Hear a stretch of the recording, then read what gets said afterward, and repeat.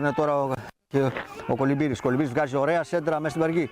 Κόβουν εκεί τελευταία. Γίνεται ένα σούτ. Ο παίκτης με δεύτερη προσπάθεια. Την πρώτη καλή ευκαιρία της κάνει η Θήβα με το σούτ εκεί. Παίκτη του Αλεξανδρή. Όταν ο Φλάκας εκεί με δεύτερη προσπάθεια θα προεκρούσει και ο Μπότσης. Είναι πάνω σαν και έχει πάλι ένα κόντρα. Εκτελείται, κανένα πρόβλημα, σταθερά πάνω του στο τερματοφύλακα. Δεν ήταν και το καλύτερο σουτ. Το 0-0 παραμένει. Ριζά είναι αυτός που θα εκτελέσει το φάουλ. Σε πολύ σημείο καλό. Πολλοί παίκτες τώρα στη γραμμή έξω της μεγάλης περιοχής.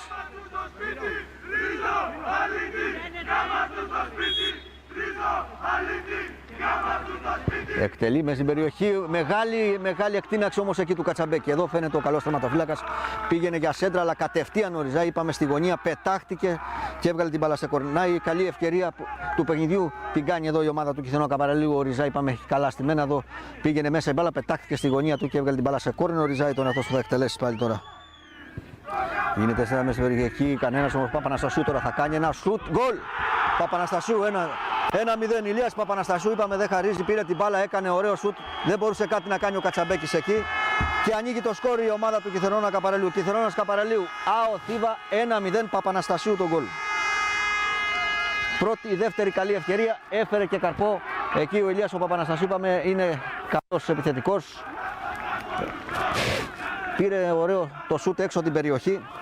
Στη γωνία εκεί έπεσε όμως ο Κατσαμπέκης, δεν μπορούσε κάτι να κάνει και γράφει Κιθενώνας Καπαραλίου. ΑΟ Θήβα 1-0. Στοιχιός. Μπόβαλης. Παπαναστασίου. Μπόβαλης μέσα στην περιοχή θα κάνει το σούτ εκεί, μεγάλη απόκρουση.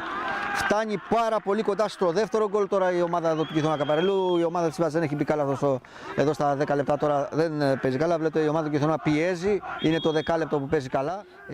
68 λεπτά παίζουμε εδώ στο δημοτικό του Καπαραλίου. Κιθενώνας Καπαραλίου, για να δούμε τώρα. Εκεί θα κάνει το σούτ εκεί, μεγάλη ευκαιρία, out την μπάλα. Καλή ευκαιρία, ο Ριζάη εκεί το σούτ. Χρυσικός, Κιζίνος, Θεοδόρου, κλείνεται. Βάζουν μπροστά μια παλιά. Γίνεται το σουτ, μεγάλη ευκαιρία. Η πρώτη μεγάλη ευκαιρία ήρθε τώρα για την ομάδα της Θήβας. Ο Γκιζίνος ήταν. Πολύ μεγάλη ευκαιρία που κάνει η Θήβα για να κάνει την ισοφάριση. Παραμένει το 1-0. Αλλάξαν ωραία την μπάλα. Φτάσαμε κοντά στο 70 για να δούμε την πολύ μεγάλη κλασική ευκαιρία να χάνει και ο Γκιζίνος. Παραμένει το 1-0. Αλλάζει παιχνίδι στη μεριά Θεοδόρου. Κατεβάζει, έχει κοντά το εκεί τον Θεοδόρου. Θα κάνει ένα σουτ. Ο Διονύφλακας διώχνει τελευταία στιγμή την μπάλα σε κορνά. Η ομάδα Θήβα δεύτερη καλή ευκαιρία σε 5 λεπτά. Έχει κάνει δύο καλές ευκαιρίες. Μία με τον Κιζίνο και μία με τον Θεοδόρου. Και τώρα έτοιμο να εκτελέσει και το κόρνερ. Αργυρίου θα βγάλει μια σέντρα στο πέναλτι εκεί. Κάνει τόσο μεγάλη ευκαιρία εδώ. Μεγάλη ευκαιρία, βγάζει out όμως εκεί ο Αλεξάνδρης. Να η τρίτη καλή ευκαιρία. Δύο λόγια για το παιχνίδι. Ήταν το μάτς κορυφής. Είχατε πει θα το προσεγγίσετε με μια διαφορετική στρατηγική. Τελικό αποτέλεσμα 1-0, πρώτη ήττα για εσάς. Θεωρώ ότι σωστά το προσεγγίσαμε το παιχνίδι. Δεν απειληθήκαμε καθόλου, σχεδόν καθόλου θα πω. Αντίθετα ελέγχαμε το ρυθμό σε όλη τη διάρκεια του παιχνιδιού. Το ποδόσφαιρο είναι, βέβαια, θέλω να πω ότι ούτε εμείς είχαμε μεγάλες ευκαιρίες, αλλά ο σκοπός μας ήταν αυτός, να ελέγχουμε το ρυθμό του παιχνιδιού. Πιστεύω το καταφέραμε, έγινε μια φάση η οποία αδρανήσαμε. Το ποδόσφαιρο είναι αυτό. Δεν καταφέραμε μετά, παρόλο που αλλάξαμε πολλά πράγματα, να γίνουμε απειλητικοί. Νομίζω ότι επειδή ήταν ένα παιχνίδι ντέρμπι στο δεύτερο ημίχρονο που κυριαρχούσαμε πλήρως και με μεγάλο ποσοστό κατοχής της μπάλας, σταματούσε το παιχνίδι συνεχώς. Και αυτός που σταματάει το παιχνίδι, σταματάει το ίδιο το ποδόσφαιρο. Σταματούσε το παιχνίδι γιατί έπεφτε ένας παίκτης κάτω χωρίς να έχει χτυπήσει το κεφάλι. Σταματούσε το παιχνίδι με φάουλ που δεν δίνονται ούτε σε παιχνίδι μπάσκετ. Σταματούσε το παιχνίδι γιατί έτσι βόλευε τον αντίπαλό μας και εγώ ίσως και εμείς να το κάναμε κάποια στιγμή, δεν το λέω για να τους κατηγορήσω, αλλά αυτό πρέπει να το καταλαβαίνουμε και να το καταλαβαίνει κυρίως αυτός που το διτεύει. Δεν θα πω ότι είναι κακός ο διαιτητής που έπαιξε, αλλά έτσι δεν εμορφαίνει το άθλημα. Και δεν νομίζω ότι φταίει ο διαιτητής που χάσαμε, για να είμαι ειλικρινής. Απλά θα ήθελα να παίζετε περισσότερο παιχνίδι. Και πρέπει και οι διαιτητές μας να καταλάβουν να αφήσουν το παιχνίδι να παιχτεί. Αν κάποιο παιδί θέλει να κάνει καθυστέρηση, γιατί έτσι βολεύει την ομάδα του. Γιατί έτσι έχει ακούσει, γιατί έτσι έχει δει. Πρέπει και οι δύο ομάδες και αυτοί που διαιτητεύουν τα παιχνίδια να καταλάβουν τι βολεύει την κάθε ομάδα ανά πάσα στιγμή. Βέβαια, ξαναλέω άλλη μια φορά ότι δεν χάσαμε γιατί ο διαιτητής δεν ήταν καλός. Αντιθέτως. Και δεν επηρέασε το παιχνίδι ο διαιτητής. Απλά σταματούσε το παιχνίδι. Έτσι, καμία ομάδα δεν μπορεί να πάρει ρυθμό. Καμία. Και αυτό είναι κάτι που με στενοχωρεί. Και αυτό δεν το βλέπω σήμερα γιατί χάσαμε. Το βλέπω και όταν κερδίζουμε και όταν πρέπει να καταλάβουμε τι ακριβώς θέλει το άθλημα. Και να βοηθήσουμε το ίδιο το άθλημα. Λοιπόν, παρόλα αυτά ήταν ένα παιχνίδι ντέρμπι. Για μας δεν χάθηκε ο κόσμος. Για τον αντίπαλό μας, αν δεν κέρδιζε, ίσως είχε χαθεί ο κόσμος. Αλλά θα συνεχίσουμε. Εμείς, η πορεία μας μέχρι τώρα είναι καταπληκτική. Έχουμε παίξει όλα τα παιχνίδια και με την Θερόνα Καβαριλίου εκτός έδρας και συνεχίζουμε να είμαστε πρώτοι. Γιατί πρέπει να ανησυχούμε. Είναι όλα καλά. Απλώς θα θέλαμε και εμείς να πάρουμε το παιχνίδι, αλλά θεωρώ ότι το καλύτερο θα ήταν η ισοπαλία. Αλλά βέβαια δεν μπορώ να δικήσω τον αντίπαλο και να πω ότι δεν κέρδισε. Συγχαρητήρια και προχωράμε. Ναι, μόλις έκλεισε ο πρώτος γύρος, παραμένετε στην κορυφή της βαθμολογίας και από εκεί και πέρα υπάρχει ένας ολόκληρος γύρος μπροστά. Εσείς έχετε αυτή τη διαφορά αυτή τη στιγμή που έχει μειωθεί, αλλά παραμένετε πρώτοι. Ναι. Μπράβο. Αν μαζέψουμε και κάνουμε ταμείο του πρώτου γύρου, η ομάδα μας έχει μια ισοπαλία και μια ήττα. Θεωρώ ότι το σημερινό παιχνίδι θα μπορούσε να πάρει κάτι περισσότερο από αυτά που δεν πήρε. Αλλά το ποδόσφαιρο είπαμε είναι αυτό. Έχει καλή συγκομιδή. Είπαμε ότι εμείς στον προγραμματισμό μας αυτό είναι το τελευταίο παιχνίδι του πρωταθλήματος για φέτος. Από 1η Γενάρη ξέρουμε όλοι ότι υπάρχει και μεταγραφική περίοδο. Έχουμε πει εδώ και πολύ καιρό ότι η ομάδα μας θα ενισχυθεί. Καταλαβαίνουμε πού ακριβώς και κατανοούμε πού ακριβώς θέλουμε ενίσχυση. Έχω πει πολλές φορές ότι δεν μου αρέσει που δεν έχω το ανάλογο βάθος. Όχι, γιατί το έχουν καταλάβει πολύ λάθος. Το ανάλογο βάθος τι εννοώ. Καλή ώρα ένα παιχνίδι όπως τελείωσε σήμερα, να έχει περισσότερους επιθετικούς ώστε να μπορούμε να ανατρέψουμε αυτό το αποτέλεσμα. Γιατί σε όλους μπορεί να συμβεί κάποια στιγμή να είναι στο σκορ πίσω. Λοιπόν, εμείς θα το κοιτάξουμε. Σαν ομάδα, στον προγραμματισμό μας είναι αυτό. Έχουμε νοικοκυρευτεί πολύ. Η διοίκηση έχει κάνει φανταστική δουλειά από τη μέρα που είμαι εδώ. Έχουμε νοικοκυρεύσει πάρα πολύ την ομάδα μας και προχωράμε. Θα πρέπει να πω κάτι που άφησα έξω, να δώσω συγχαρητήρια στους ανθρώπους εδώ του Πάσκετ Θερόνα Καβαριλίου, στη διοίκηση, σε όλα τα παιδιά. Να δώσω συγχαρητήρια στους ποδοσφαιριστές, στον προπονητή. Η φιλοξενία ήταν πάρα πολύ καλή. Αυτό τιμά το ίδιο το άθλημα, όπως είπα και πριν. Τιμά το βιωτικό ποδόσφαιρο. Να τους δώσω συγχαρητήρια για άλλη μια φορά.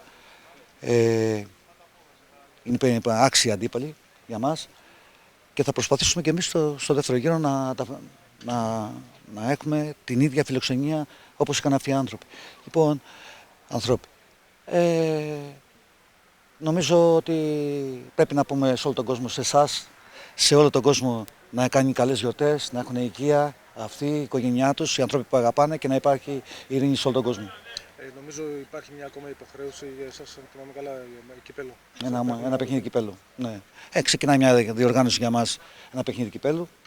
Θα το προσεγγίσουμε και εκείνο το παιχνίδι όπως προσεγγίζουμε όλα τα άλλα. Όπως και το σημερινό, να ξέρετε, προσεγγίσαμε αυτό το παιχνίδι έτσι ώστε και αν θέλετε και να το κερδίσουμε, να πω την αλήθεια.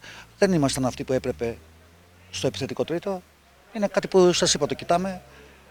Οι ομάδες έτσι χτίζονται, έτσι θέλουν, πάνε με βάση. Σιγά σιγά είδαμε τι ακριβώς είναι αυτό που θέλουμε να κάνουμε και θα το δείτε στη συνέχεια. Φαντάζομαι και ο αγώνας κυπέλλου είναι μέσα στους στόχους. Και βέβαια. Η Θήβα δεν μπορεί να πάει να κοιμάται και ξυπνάει με όλους τους στόχους αγκαλιά. Δεν υπάρχει κάποια διοργάνωση. Παλιότερα που ήμουν εδώ υπήρχε μια διοργάνωση στο κύπελλο Ερασιτεχνών. Μετά από αυτά τα παιχνίδια Και κατά τη διάρκεια αυτών των παιχνιδιών υπήρχαν και αγώνες μπαράζ για να βγει στην επόμενη κατηγορία. Η Θήβα, σας ξαναλέω πάλι, κοιμάται και ξυπνάει με όλους τους στόχους. Δεν μπορεί να επαναπαύεται και να αφήνει κάτι έξω. Λοιπόν, το ίδιο θα κάνει και εδώ. Καταρχήν, δύο λόγια για το παιχνίδι. Ένα ντέρμπι, ένα παιχνίδι κορυφής, το οποίο το παλέψατε, τελικά πήρατε την νίκη. Ναι, θεωρώ ότι έγινε ένα κακό ποιοτικά παιχνίδι. Λογικό είναι. Ήταν ένα ντέρμπι από τις δύο, θεωρώ, καλύτερες ομάδες του πρωταθλήματος. Για μας, άλλο αποτέλεσμα πέρα από τη νίκη τις δύο τελευταίες αγωνιστικές δεν υπήρχε. Και το παιχνίδι της προηγούμενης αγωνιστικής στις Πλατείες και το σημερινό παιχνίδι έπρεπε οπωσδήποτε να το κερδίσουμε αν θέλουμε και θέλαμε να παραμείνουμε διεκδικητές του τίτλου. Θεωρώ ότι τα καταφέραμε. Θέλω να δώσω πολλά συγχαρητήρια στους ποδοσφαιριστές μου, αν και λίγες μέρες στην ομάδα. Δώσανε τα πάντα, ακολούθησαν πιστά το τακτικό πλάνο, βγάλανε ψυχή, βγάλανε ποιότητα, βγάλανε ένταση στο παιχνίδι τους και τους αξίζουν μόνο συγχαρητήρια. Θα ήθελα να πω ότι είμαι ευχαριστημένος και από αυτή τη στιγμή όλα εξαρτώνται πλέον από εμάς. Είναι από τα παιχνίδια που λέμε ότι η τεχνική, η τακτική πάνε και λίγο περίπατο, είναι περισσότερο η ψυχή που μετράει σε αυτά τα παιχνίδια. Μετράει η ψυχή, αλλά πάντα στο ποδόσφαιρο όταν πρόκειται για παιχνίδια υψηλού επίπεδου από ομάδες υψηλά στη βαθμολογία παίζει ρόλο και η τακτική την οποία θα ακολουθήσουμε. Θεωρώ ότι ακολουθήσαμε σωστή τακτική, αν και δεν έγινε καλό ποιοτικά παιχνίδι. Παρόλα αυτά τελικά με ένα γκολ κρίθηκε το παιχνίδι και φτάσαμε στη νίκη. Οπότε μειώθηκε η διαφορά, ολοκληρώθηκε ο πρώτος γύρος και περιμένουμε έναν ολόκληρο γύρο από εδώ και πέρα. Πώς τον περιμένεις, έναν μικρό απολογισμό, γιατί είσαι και λίγες μέρες στην ομάδα. Ναι, όπως σας είπα ότι για μας ήταν επιτακτική ανάγκη να πάρουμε τα δύο παιχνίδια. Τα καταφέραμε. Από εδώ και πέρα έχουμε τις υποχρεώσεις του κυπέλου. Θα συνεχίσουμε τη προσπάθεια, θα συνεχίσουμε τη δουλειά. Σημασία έχει αυτό που είπα και πριν, ότι όλα εξαρτώνται από εμάς. Αυτό είναι το πιο σημαντικό. Προσωπική ερώτηση, δύσκολη η απόφαση να αναλάβεις αυτή τη δεδομένη χρονική στιγμή με αυτή την πίεση με την ομάδα να είναι πίσω στη βαθμολογία. Δεν θεωρώ ότι είναι δύσκολη απόφαση. Ο προπονητής για τα δύσκολα θεωρώ ότι είναι. Εκεί όπου και η μπάλα θα ήθελα να πω και θεωρώ ότι έχω αποδείξει όλα αυτά τα χρόνια ότι είμαι για τα δύσκολα. Αυτό το λίγο που είσαι, τι έχεις δει για το πρωτάθλημα και πώς το περιμένεις από εκεί και πέρα, γιατί υπάρχει ένας ολόκληρος γύρος από εδώ και πέρα. Ναι, θεωρώ ότι υπάρχουν δύο γκρουπ δυναμικότητας. Ένα πρώτο γκρουπ δυναμικότητας από τις ομάδες που είναι ψηλά βαθμολογικά. Εκτός από εμάς και τη Θήβα, είναι οι Πλατείες, είναι ο Αλίαρτος, είναι το Ύπατο, όπου είναι υψηλά βαθμολογικά και θεωρώ ότι είναι αρκετά ανταγωνιστικές. Από εκεί πέρα υπάρχει ένα δεύτερο γκρουπ δυναμικότητας που είναι πιο χαμηλά. Βέβαια, όλες οι ομάδες είναι επικίνδυνες.